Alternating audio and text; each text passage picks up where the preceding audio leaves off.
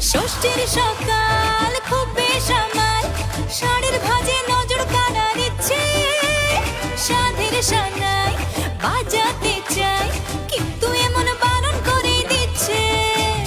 সপ্তমীটার ইচ্ছে দেদার, ফুচকা খাবার বন্দি পেটে আটলো, সাজতে লাগে অনেক সময়, ইচ্ছে আমার বড্ড ব্যাঘাত খাটলো।